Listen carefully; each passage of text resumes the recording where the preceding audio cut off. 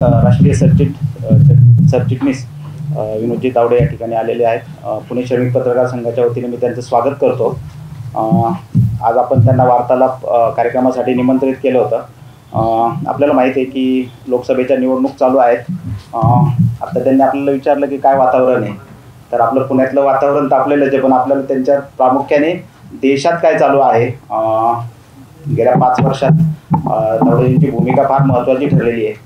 2019ला खरं तर त्यांच्या उमेदवारीचा प्रश्न निर्माण होता आणि आता 2024ला त्यांनी देशाच्या पंतप्रधान नरेंद्र मोदींचं तिकीट जाहीर केलं। हा सगळा प्रवास आहे आणि आत्ता सातत्याने असं सांगितलं जातं की भाजपचा 400 पार का नारा, हे गणित नक्की कसं जुळणार आहे आणि नक्की काय परिस्थिती आहे महाराष्ट्रातलं राजकारण असो, देशातलं असो किंवा प्रामुख्याने उत्तरेकडील त्यांची जी जबाबदारी आहे ते आपल्याला समजून घ्यायचे। मी त्यांना विनंती करेन की आम्हाला हे सर्व सविस्तरपणे तुम्ही मांडावं आणि त्यानंतर मी तर प्रश्न उत्तराचा कार्यक्रम होईल। इथेच बोलू। नमस्कार, मी मगाशी खाली म्हटलं कारण मला काल यायचं, अध्यक्ष म्हणजे माझा वाढदिवस आहे, मला सगळ्यांना पार्टी द्यायची आहे, मग मी आज आलो। तिथे मला हे असं म्हटले नाही पार्टी दिली का तुम्हाला, म्हणजे फक्त राजकारणीच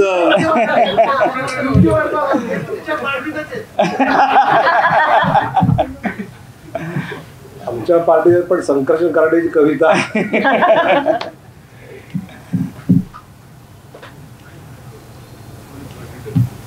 मला असं वाटलं की तुम्ही प्रश्न विचारा आणि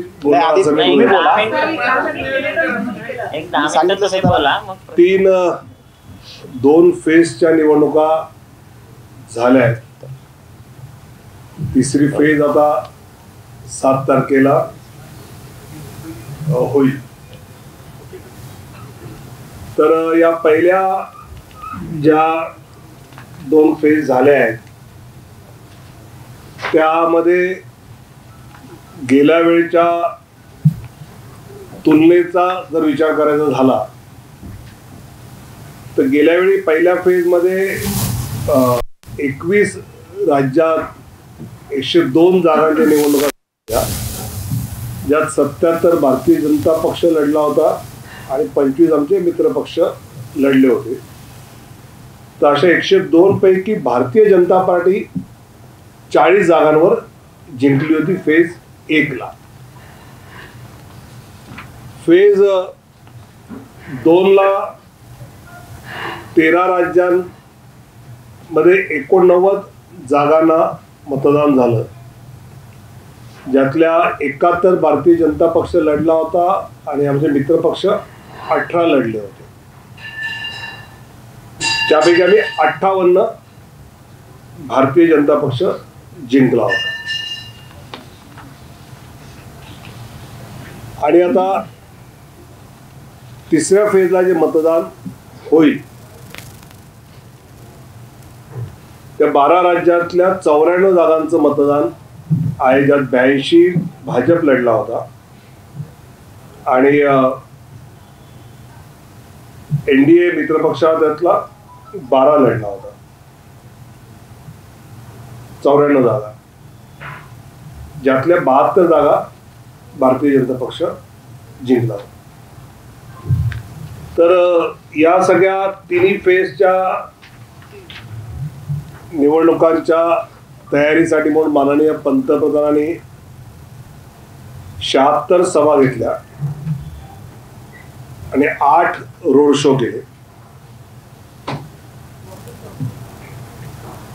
माननीय गृहमंत्री अमित भाईंनी 54 सभा घेतल्या, 13 रोड शो झाले आणि माननीय राष्ट्रीय अध्यक्षांनी 40 सभा घेतल्या आणि त्यांचे 7 रोड शो झाले। तर एकूण पहिल्या 2 फेज मध्ये, तर पहिल्या फेज मध्ये आमचा अंदाज आहे की आम्ही 9 ते 15 जागांपर्यंत त्यातली वाढ करू। दुसऱ्या फेजचं अजून पूर्ण आकलन यायचं आहे, पण तिथे आम्ही आधीच जास्त जिंकल्या होत्या त्यामुळे त्या जागा मेंटेन करणं आणि काही त्यामध्ये 5-7 वाढतील, पण एक्झॅक्ट फिगर त्यातली येते आहे. मतदान कमी होतंय तर जे काही ब्रेकिंगच्या घाईमध्ये आकडे येतात तर प्रॉपर डोंगराळ भागातल्या सकट सगळं कानाकोपऱ्यातलं मतदान आल्यानंतर आकडेवारीची निवडणूक आयोगाने घोषित केली ती गेल्या वेळेच्या तुलनेने ओव्हरऑल ही साधारण तीच आहे. तरी सुद्धा 2 कारण, विशेषतः उत्तर भारतात मी बिहार आणि या सगळीकडे फिरताना UP वगैरे अनुभवतो, तर त्यामध्ये जो उन्हाळा मे मध्ये होता तो एप्रिलमध्येच खरं म्हणजे फील होतोय. 1 महिनाभर आधी तो सगळं जाणवतोय. आणि दुसरं असं झालं की आहे ना तो मोदी, त्यामुळे हार्डकोर मोदी वोटर जो असतो आणि एक मोदीजींना ॲप्रिशिएट करणारा वोटर असतो, त्याला ॲप्रिशिएट करणारा वोटर त्या संख्येने बाहेर पडतो जसं होत नाही. आणि दुसऱ्या बाजूला जवळजवळ 20 ते 30% बूथवर विरोधक पक्षाचे कार्यकर्तेच दिसत नाही. काय म्हणले करून उपयोग आहे, मोदी देणार आहे. या 400 पारचा हा परिणाम दोन्ही याच्यावर झाला. उमेदवार शेवटी मिळत नाही आणि आता वायनाड हरू की काय म्हणून रायबरेलीला प्रियांकाला न लढवता राहुलजीने आता स्वतःची उमेदवारी घोषित केली.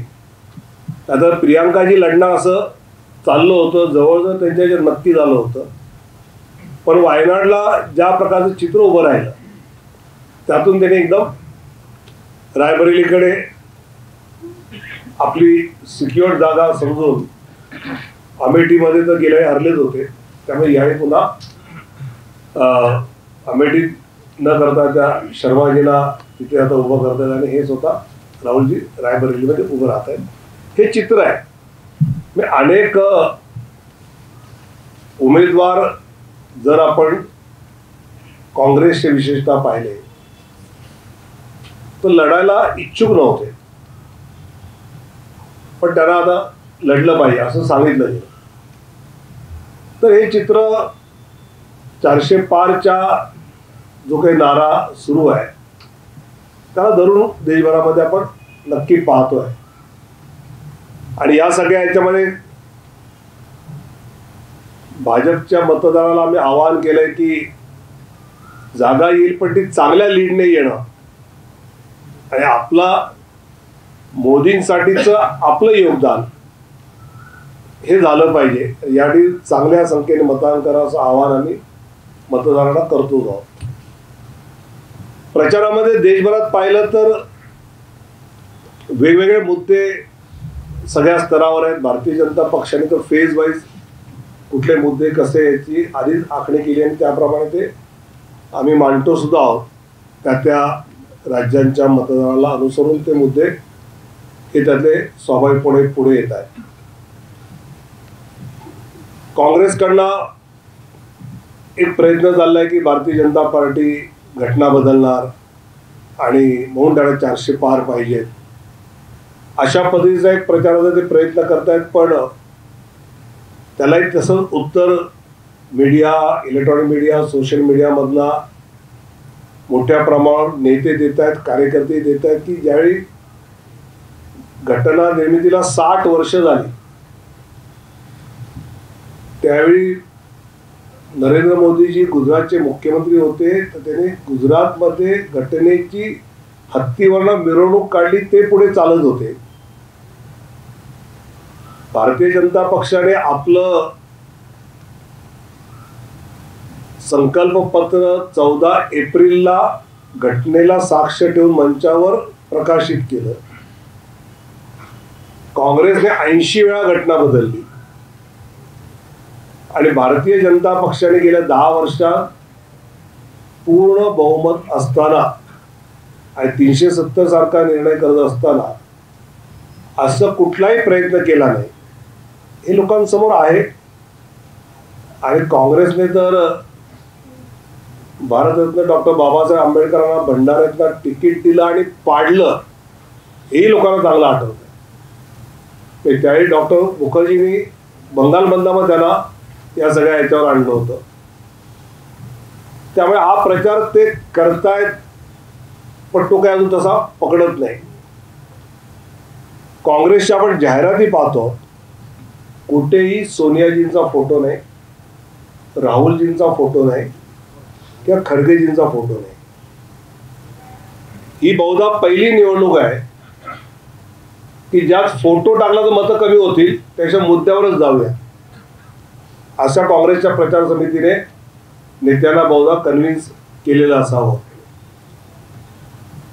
पण देशामध्ये हा सगळा प्रचार मुद्द्यांवर विरोधक आम्ही सगळ्या अर्थाने मांडत असताना महाराष्ट्रात मात्र मला प्रचारामध्ये अगदी महाराष्ट्राचे शरद पवार साहेबांनी सुद्धा सून बाहेरची असते या लेवलपर्यंत हा काही शाहू फुले आंबेडकरांचा शिवरायांचा महाराष्ट्रातला प्रचार असू शकत नाही. ज्या महात्मा फुलेंनी महिलांसाठी इतकं केलं हे आम्ही या सगळ्या सिनियर पॉलिटिशियनकडनं ऐकलं.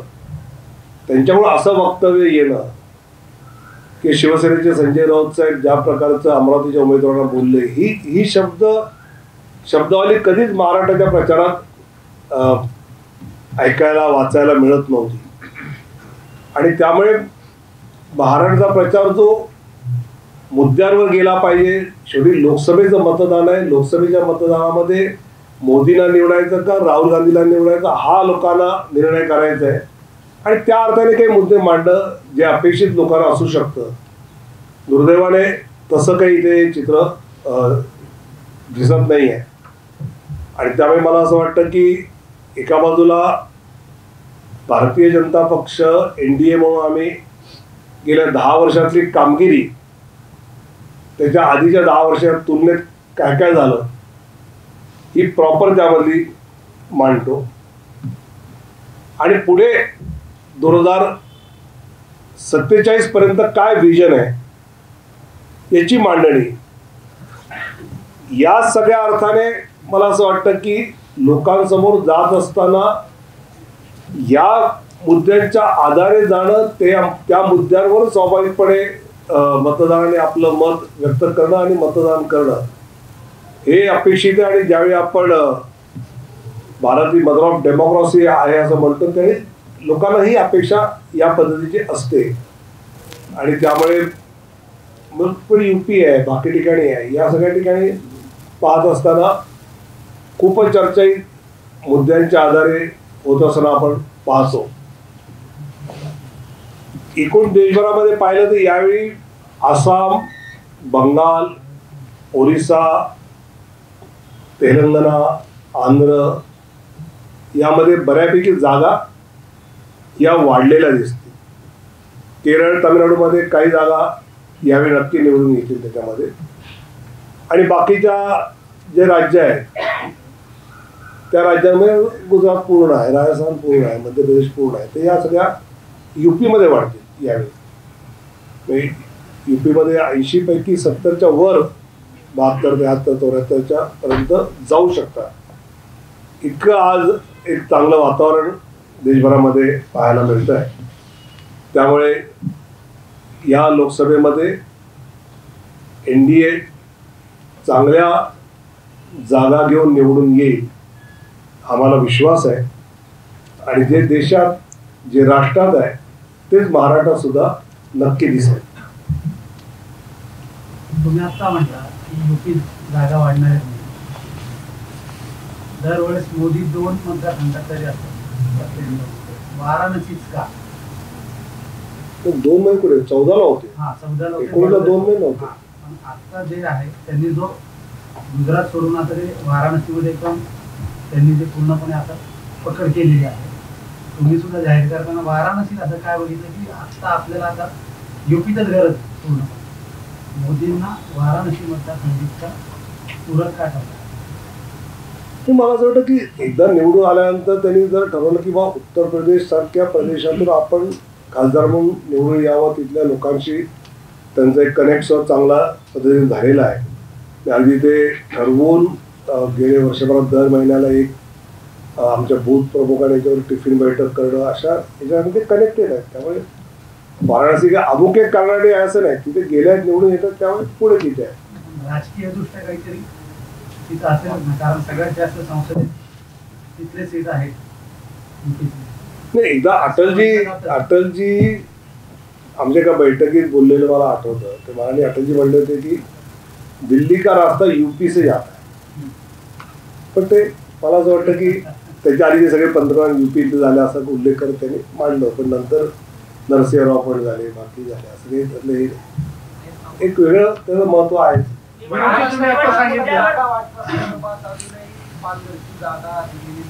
झाले काल रात्री चॅनल इलेक्ट्रॉनिक चॅनल एवढं रागावर होता का बघत चला.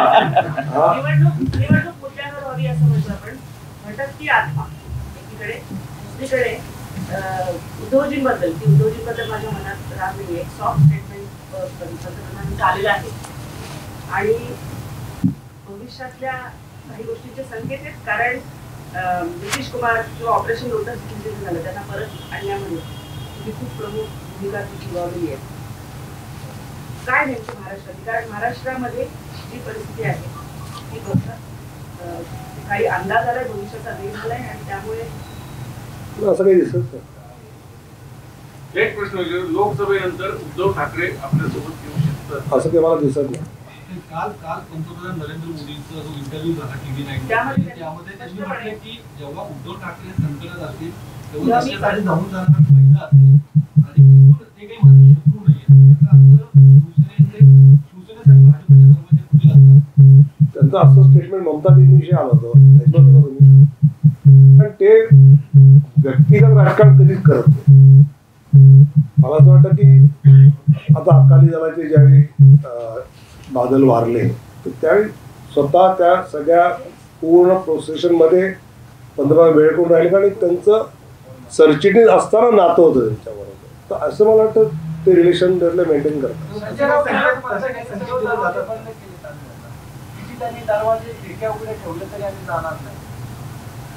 मग बोलवलं कोणी? संजय राऊतांचं असंही स्टेटमेंट आहे की मोदींना असं कळतं की बहुमत मिळत नाहीये, त्यामुळे अशा पद्धतीने आता स्टेटमेंट दिली जाते. सिरियसली घेतला.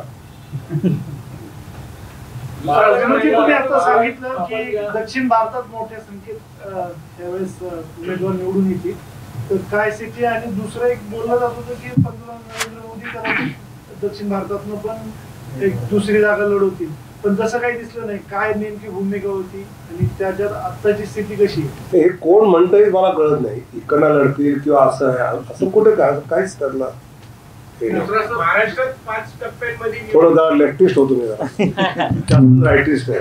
आपण आता सगळ्यांनी सांगितलं 400 पार कशापर्यंत होईल, पण महाराष्ट्रातली एकूण आत्ताची स्थिती जी बघितली, ज्याच्यामध्ये शिवसेनेचं विभाजन असेल, राष्ट्रवादीचं विभाजन असेल आणि आता परत मनसेला सुद्धा बरोबर घेतलंय, तर या पार्श्वभूमीवर चर्चा की एवढं हे सगळं असताना या सगळ्या गोष्टींची मदत किंवा मनसेला सगळं बरोबर घेण्याची आवश्यकता का वाटली? मला असं वाटतं की आपली ताकद वाढवणं हे गरजेपोटी नसतं.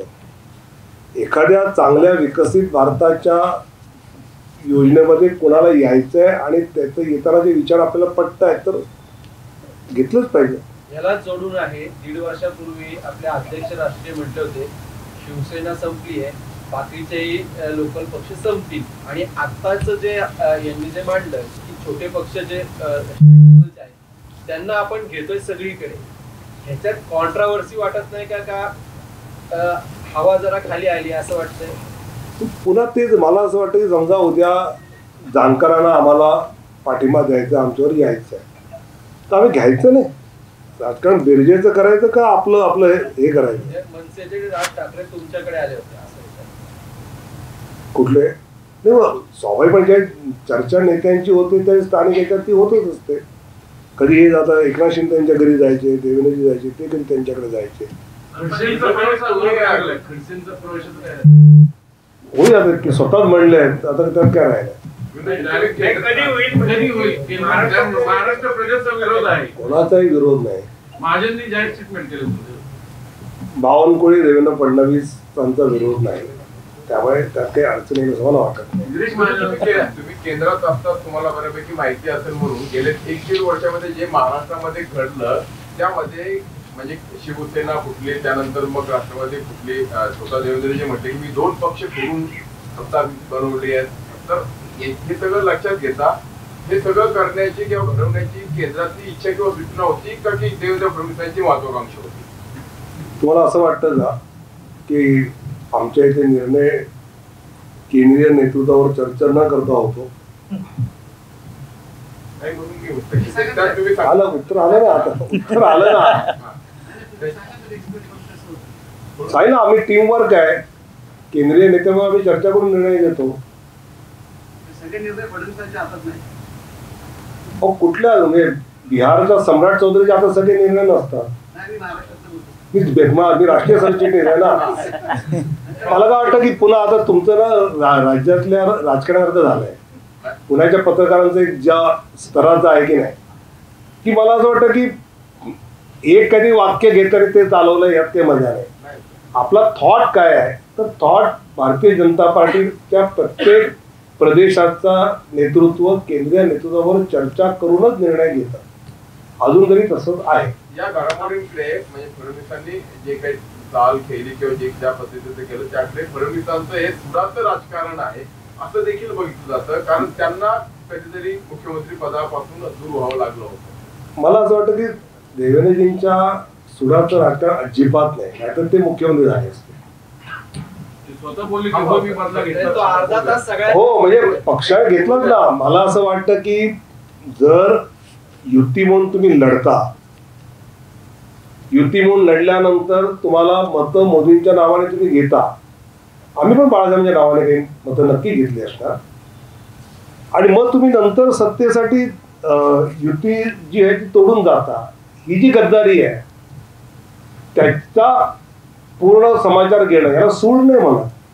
तुम्ही लोकांशी गद्दारी केली आहे आणि लोकांशी जी तुम्ही गद्दारी केली त्याला पुढे ते धडा शिकवलाच पाहिजे. म्हणजे तुम्ही जर आकड्याचं गणित करता मग आम्ही आकड्याचं गणित करतो. आम्ही विचारावर युती केली, विचारावर मतं मागितली, विचारावर मतं मिळाली, विचारावर आपण सरकार बनवलं असतं. पण तुम्ही आकड्यावर गेलात तर आम्ही आकड्यावर गेलो. एक प्रश्न असा होता की 9 खासदारांची तिकीट कापली जे मोदींच्या नेतृत्वात काम करत होते, आणि काही खासदार जे मोदींच्याच नेतृत्वात काम करत होते त्यांनी तिकीट दिल्यानंतर ही नाकारली. तर ही तुम्ही म्हणता की पक्षीय निर्णय असतो वगैरे, तर हे नाकारायचं किंवा तिकीट कापण्यामागचं नेमकं गणित काय? आता आपण मला माझंही कापलं गेलं, मग मी आज इकडे आलो. नाही त्याचे हे उत्तर होऊ शकत नाही, पण नेमकं काय? माझं हे उत्तर आहे ना. तुमचं उत्तर तुम्ही द्या, मला चालेल. मॅनिफेस्टो मध्ये डिक्लेअर केलंय country will be developed by 2047.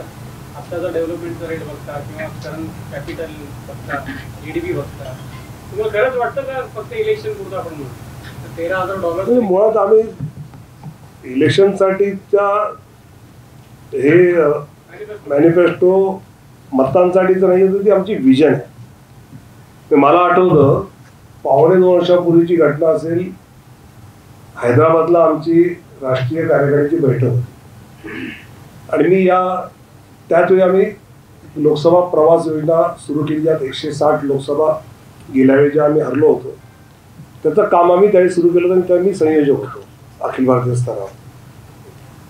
तर त्या कार्यकारिणीमध्ये एक मध्ये चहाचा ब्रेक झाला, तर त्यावेळी मी काही राज्यांचे मुख्यमंत्री आहेत, योगीजी होते, हेमंत विश्व शर्मा, शिवराज चव्हाण होते त्यावेळी, विजय रुपानी होते इकडे मला वाटतं, आणि पुष्कर धामी, अशा 5 जणांना घेऊन मी त्यांच्या राज्यातल्या काही गोष्टी सांगत होतो. तेवढं तिकडं माननीय पंतप्रधान आले. क्या चर्चा चालली आहे, जरा आपलं लोकसभेचं वगैरे असं पडलं की लोकसभेत आम्ही करतो आहोत. तावड़े यार चुनाव छोड़ो, 2047 में देश कैसा होगा इसकी चर्चा करो और इसका इनपुट दो. अगर हम मिले हैं तो इसमें समय करो, बाकी तो करना ही है अपने को. तर या विचाराने माननीय पंतप्रधान यातला विचार करत आहेत. त्यामुळे इलेक्शनसाठी मतांसाठी आम्ही काँग्रेसने जसं 1 लाख रुपये देऊ, हिशोब काढला, बजेट किती राहुल गांधींना माहिती आहे का, आणि शक्य आहे का ते? पंतप्रधानांनी पहिल्यांदाच हे सगळे पक्ष आणि नेते आहेत ते स्वतःहून तुमच्याकडे येत आहेत, पण त्यांच्यावरती केंद्रीय यंत्रणांचा दबाव किंवा स्थानिक यंत्रणांचा दबाव टाकला जातो असा एक आरोप आहे. आताची आपली लेटेस्ट कारवाई पाहिली तर अभिजित पाटील यांच्या कारखान्यामध्ये जप्तीची कारवाई आणली त्याच्यानंतर ते देवेंद्र फडणवीस यांना भेटले. आता ते भाजपसोबत आहेत, त्यांना पाठिंबा दिलाय आणि आज जी जप्तीची कारवाई होती ती मागे घेण्यात आली. तुम्हाला अभिजित पाटलांची केस मला माहित नाही, पण बाकी जे आलेले आहेत त्यांच्या चार्जशीट फाईल झालेल्या आहेत, त्यांच्यावर आता काही दबाव नाही आहे. जर संजय राऊत आले असते तर असं होतं तर असं काही घातलं नाही. मला असं वाटतं की पक्षामध्ये आता इतकी, आता काल त्या रुपाली गांगुली आहे त्यांच्यावर काय दबाव होता. IFS ऑफिसर अमेरिकेचे राजदूत आहेत ते आपल्याकडे आले, त्यानंतर अशी खूप नावं अशी आहे. पंतप्रधानांनी पहिल्यांदाच एवढ्या मोठ्या म्हणजे 12 सभा जवळपास महाराष्ट्रात घेतल्या, तर शिवसेने, ठाकरे गट आणि पवार गट अशा यांना जी मिळणारी सहानुभूती आहे त्याचं कुठेतरी टेन्शन भाजपला आलंय का एवढ्या मोठ्या सभा त्यांनी? गेल्याही पण इतकेच घेतल्या होत्या. नाही, आता झंझावात या भागात मोठ्या प्रमाणावर सभा झाल्या. गेल्यावरचे आकडे का एवढ्याच होत्या. काल अजितदादाने असं दावा केला की 2 वेळा शरद पवारांनी भाजप सोबत झाल्याचं मान्य केलं होतं आणि ते परत थांबले. मग जसं शिवसेनेचा बदला भाजपने घेतला तसा राष्ट्रवादीचा बदला मग भाजपने घेतला का? असं कोणी बोललंय का अजून? जे बोलतील ते सांग. जे झालं ते सगळ्यांना खूप स्पष्ट आहे, काय झालं काय नाही. कधी दादा बोलले, कधी पवार साहेब बोलले, कधी देवेंद्रजी बोलले, कधी उद्धवजी बोलले. मला असं वाटतं की त्या सगळ्यामध्ये सगळ्या गोष्टी स्पष्ट झालेल्या आहेत, त्यामुळे त्यावर अजून काही वेगळं भाष्य केलं पाहिजे असं नाही. म्हणतात की मला राज्यातच राहायचंय, आता त्यांना तुम्ही तिकीट दिले केंद्राचं, तेव्हा मला तिकीट, माझी इच्छा होती, मला लढवलं तरी पण मला राज्यातच मला राज्यातच राहायचं तरी मी. पण खासदार झाल्यानंतर राज्यात राहता येत नाही असं कोण म्हणलं? केंद्रीय राजकारणात आता CP जोशी आमचा राजस्थानचा अध्यक्ष आहे, खासदार आहे, पण राजस्थानचं सरकार निवडून आणलं त्याने. मग महाविकास मुस्लिम रिझर्वेशन जाहीर केली आहे ती एक्झिस्टिंग रिझर्वेशन बाबत पण असणार आहे का नव्याने जी मागणी होती आहे फक्त त्याच्या दृष्टिकोनात हे बोलत आहे? कर्नाटकने जे केलं त्याच्यावर मोदींनी आपला वक्तव्य केलं. किरीट सोमय्यांनी ज्यांच्यावर आरोप केले सगळी उमेदवारी त्यापैकी भरपूर लोकांना उमेदवारी दिली, आता तुम्ही कसं बघता? ते मगाशी म्हटलं असं की त्यांच्यावर चार्जशीट फाईल झालेल्या आहे, बरोबर. त्यामुळे त्या अर्थाने आता कोर्ट विल टेक द निर्णय. किरीट सोमय्यांनी त्या गोष्टी मांडल्यावर त्याचं खरं खोटं येईल काय? विदर्भातलं पूर्ण झालं आणि विदर्भामध्ये जवळपास 10 सीट सगळं आणि एकूण सहानुभूती ही महाविकास आघाडीकडे. मी स्वतः जाऊन आलो, अमरावतीचं घेतलं तर तिथे पण सगळे लोक असे म्हणतायत की गडकरी साहेबांनाही थोडं टेन्शन आलंय, सगळं लीड कमी होईल अशी चर्चा आहे. म्हणजे महाविकास आघाडीला एक गुप्त माप आहे महाराष्ट्रात, त्याच्याकडे तुम्ही 2019 सेम चर्चा होती, हंग पार्लमेंट येणार.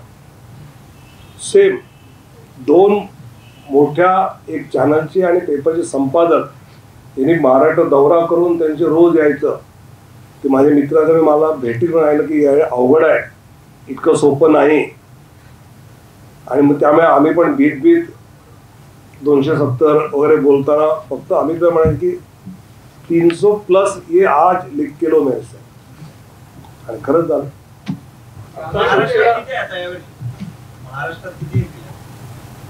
मला वाटतं सांगितलं बावनकुळे ना मागच्या वेळेस सर्वे आला होता, 30 आकडेवारी दिसते आता बरं. मला असं वाटतं की आम्ही जो महाराष्ट्राचा धरतो तर मागच्या वेळी जो आकडा आणला तो आम्ही 40+ वर आम्ही हे विचार करतो. बिहारमध्ये काय परिस्थिती? मी आपला दिल्लीचा बिहारमध्ये तुम्ही इतकं जवळून बघता आहात ते जनसुरांची यात्रा किंवा आता यावेळी जर बघितलं तर लालू प्रसाद यादव यांचा संपूर्ण परिवार अतिशय ताकदीने म्हणजे 2 गांभीर्याने जर ते 2 राज्यांमध्ये लढवत असतील तर त्यामध्ये एक ममताजी आहेत आणि इकडे लालूजींचा परिवार आहे. ताकदीने लढाई लढतायत त्याची निवडणूक. तर काय नेमकं तुमचं आकलन यावेळी की बिहारमध्ये आणि नितीश कुमार यांची सततची जी पलटण्याची भूमिका आहे त्यामुळे त्याचाही परिणाम त्यांना सोबत घेतल्यानंतर? मला वाटतं बिहारमध्ये जे खाली सामाजिक गणित असतं ना ते नितीश कुमार आमच्यावर आल्यामुळे खूपच बदललं इथं. आणि RJD लालू यादवांचा पक्ष हा पूर्ण त्यांची भिस्त ही यादव आणि मुस्लिम वोट्स पुरतीच राहिली आहे आणि ते त्याच्या भोवती त्यातलं फिरत आहे. त्यामुळे ते यशाचं गणित बनवत नाही मतदारांचं. पण ते निर्णायक मत आहे, यादव आणि मुस्लिम ही निर्णायक मत आहे. नाही उलट अररिया किशनगंज सारख्या मुस्लिम बांगलादेशला लागून सगळे मुस्लिम बहु मतदारसंघामध्ये यादव इंडियाला वोट करतो. आपण मगाशी म्हणाला होता प्रज्वल रेवण्णासारखा जेव्हा मुद्दा येतो, प्रज्वल रेवण्णासारखा जेव्हा मुद्दा येतो तेव्हा मग किती अडचणीचं होऊन जातं. मला वाटतं की प्रज्वल रेवण्णाच्या मुद्द्यामध्ये कर्नाटकच्या मुख्यमंत्र्यांनी निवडणूक होऊन तो जाईपर्यंत हा विषय का थांबवला होता? तो मोकलिका मतं पाहिजे होती म्हणून. त्याच्यावर कोणीच विचारत नाही. त्यांच्याकडे 3 महिने आधी होतं हे त्यांचे लोक सांगतात, पण तो आधी का नाही आला मुद्दा हा विचार नाही त्याला. आणि आम्ही तर क्लिअर सांगितलं या विषयामध्ये. अमितभाईंनी तर त्यानंतरच्या भाषणातली सगळी वक्तव्य आहेत अशा प्रकार महिलांमध्ये अत्याचार तर आम्ही कदापि सहन करणार. त्यांना त्यांनी ऍक्शन पण घेतली.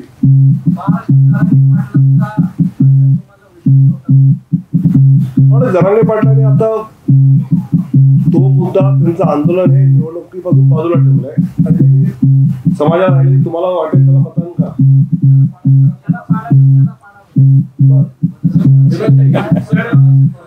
महाराष्ट्रात 5 टप्प्यांमध्ये निवडणूक होणं योग्य होतं का 1 टप्प्यामध्ये निवडणूक होणं अपेक्षित होतं? मला काय वाटतं याच्यापेक्षा मी एकदा सहज निवडणूक आयोगातल्या काही अधिकाऱ्यांबरोबर गप्पा मारल्या किंवा तुम्ही निवडणूक काय करता, मग त्यांनी मला पूर्ण गृह खात्याकडनं आणि संरक्षण खात्याकडनं आलेली डिप्लॉयमेंट दाखवली की कशी कशी आम्हाला मूव्ह करावी लागते आणि त्यामुळे या निवडणुका कशा फेअर होतात, कुठेही काही अघटित होत नाही.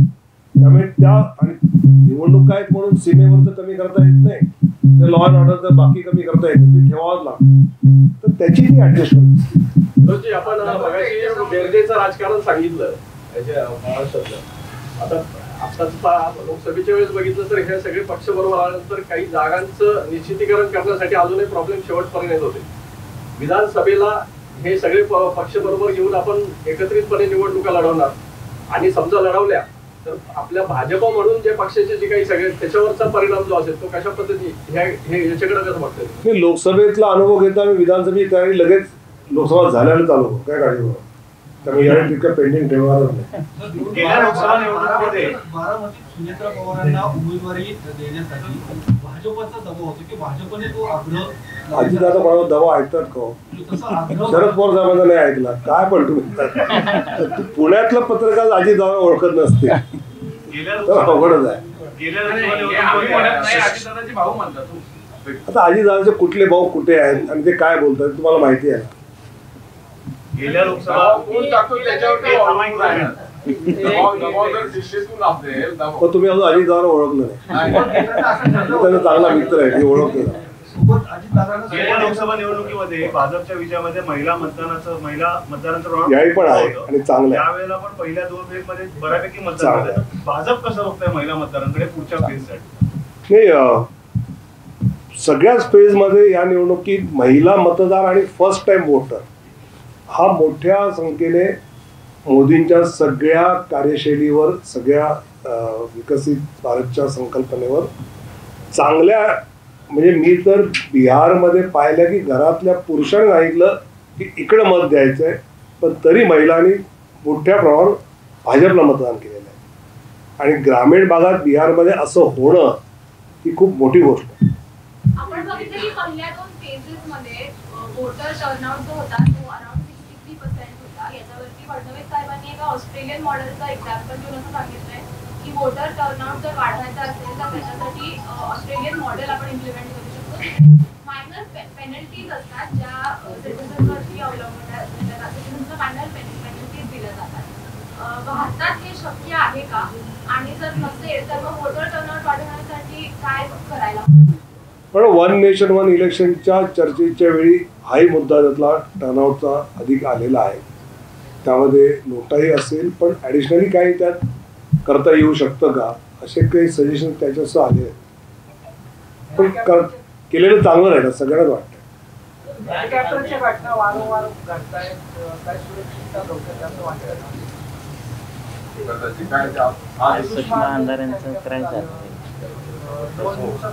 तर मला असं वाटतं की थोडं जसं आता आज मी इथून अक्कलकोटला जाणार आहे, तर पायलट मला सांगितलं की साहेब ऊन खूप आहे, त्यामुळे पॅसेंजर 5च्या ऐवजी 3च करा, म्हणजे रिस्क नाही आहे. 5 सीटरवर आपण जाऊ शकतो. तर मला वाटतं थोडं राजकीय नेत्यांनी सुरक्षेच्या सूचना जर काही पायलटच्या असतील तर त्या थोड्या अधिकच पाळल्या पाहिजे. कारण शेवटी हेलिकॉप्टरचं उडणं हे आणि असणारा उन्हाळा याच्या खूप त्याचा परिणाम असतो आणि त्यामुळे आमच्यावर प्रेशर असतं. तिथले कार्यकर्ते वाट बघतायत, तिथे गेलं पाहिजे, त्या 2 पत्रकार बरोबर घेतलेच पाहिजे. मग पुन्हा एक कमी केला तर पुन्हा त्याचं काय मग हे नको. त्यामुळे पत्रकारांनी सुद्धा कमी जायचं आग्रह धरलेला बरा. चला 4 नाश्ता करत गप्पा मारूया ना, हे झालं.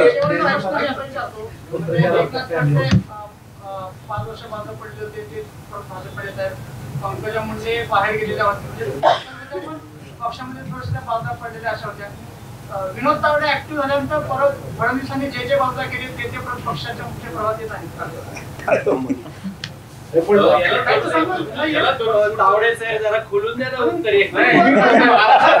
खोलून द्या म्हणजे तुम्ही ना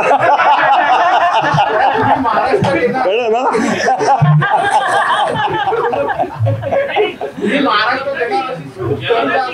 मी महाराष्ट्रात येणार नाही. ओनली राष्ट्र, नो महाराष्ट्र. तुम्ही उद्या आता म्हणाल की मेधाताईनं दिल्लीत पाठवून दिलं, काढलं महाराष्ट्रातला. इथेच ऍक्टिव्ह आहेत कोथरूड मध्ये आणि पुण्यामध्ये. आपण डॉक्टर गोपछडे पण तेच म्हणला, साहेब धन्यवाद तुमच्यामुळे झालं. तिने तुम्ही फडणवीस साहेबांनी किंवा चंद्रकांत जे वाद पडलेले होते ते सगळे अच्छा अशोक चव्हाणचा मीच पुन्हा सांगतो. असं आहे बघा, राज्यातील नेतृत्व तिकिटांच्या शिफारसी करत असतं आणि तिकडे चर्चा होते. इथून वर पाठवलं आणि तिथं हो नाही होऊन आला असं कधीच होत नाही. आणि देवेंद्रजी तर इतके सिनियर आहेत, ते स्वतः इलेक्शन कमिटीचे मेंबर आहेत. त्यामुळे महाराष्ट्र, मध्य प्रदेश, राजस्थान,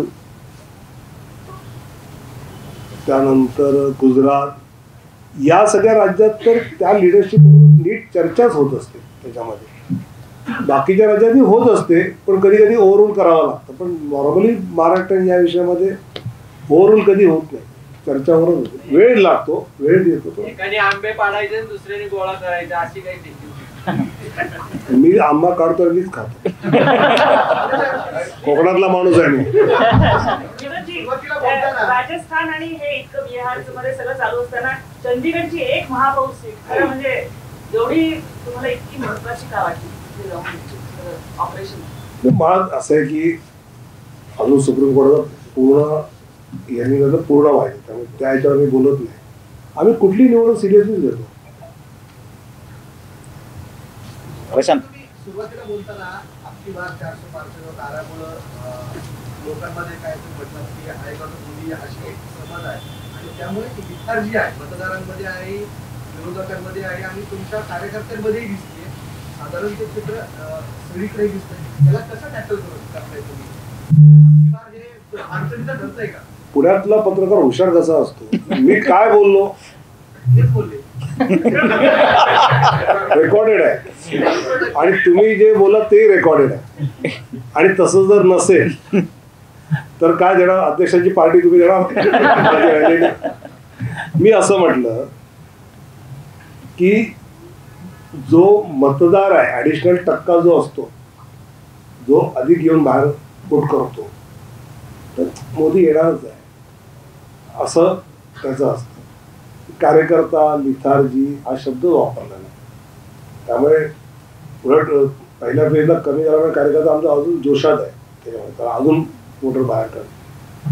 आणि त्याचबरोबर मी विरोधकांमध्ये सुद्धा कशी लिथार्जी आहे ती तुम्हाला दिसलीच नाही. तुम्हाला इतकी लिथार्जी दिसली नाही बोलला तुम्ही. त्या कार्यक्रमाला मी कसं काय प्रेरित करणार. ते मला वाटतं की हा मुद्दा आमचा जो ऍडिशनल 3-4% वोट लीड वाढवणारा जो असतो आधी त्या वोटरपुरतं जास्त आहे. राहुल गांधी नरेंद्र मोदी एका मंचावर येणार आहे असं चर्चा आहे. मला ठरवतील आता पाठिंबा दिला तर येतील. एकत्रित सभा होणार आहे. एकत्रित सभा राज ठाकरे आणि इथला जो सभा पुढच्या प्लॅन व्हायचा त्यावेळी ठरवतील. पाठिंबा देताना म्हणलं की फक्त मोदीसाठी आपण लोकसभेत पाठिंबा देतोय. मग विधानसभेला युती होणार आहे का जागा वाटप तुमचं काय पुढे ठरलंय काय? घोषणा केली राज ठाकरे प्रश्न विचारता मला याला गरज आहे.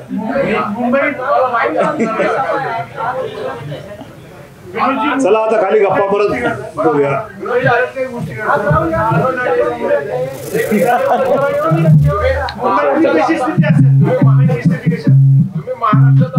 6च्या 6 महाराष्ट्रात असताना अनुभवलेला महाराष्ट्र आणि दिल्लीत फिरताना महाराष्ट्र फरक तर स्वाभाविकपणे ज्यावेळी दिल्लीत माणूस जातो ना त्यावेळी आता महाराष्ट्रात 48 जागा आता इतकं एकदम लहान वाटतं.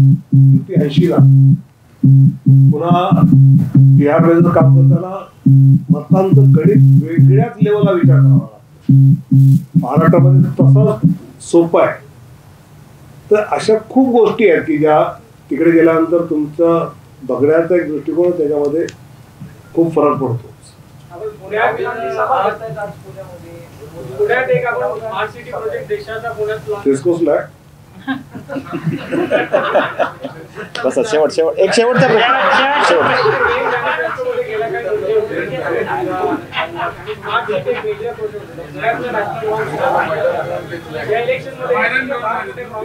यावेळी आम्ही विजन जास्त मांडली आहे 47ची. यावेळी अमुक करू तमुक करू तमुक करू आम्ही खूप कमी ठेवलं. आम्ही विजनवर जास्त यावेळीच्या आमच्या संकल्पनामध्ये जोर. रेस कोर्स पूर्ण भरलं नव्हतं, अर्धच होतं. थोडं बरं वाटेल बाकी जाणार.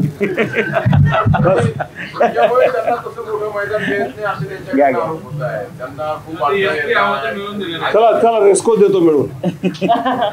कोण देते सभा तिथे? मी देतो. मी आता इथून लगेच रेस्कोसला जाऊन त्यांना परवानगी घेऊन देतो. चला.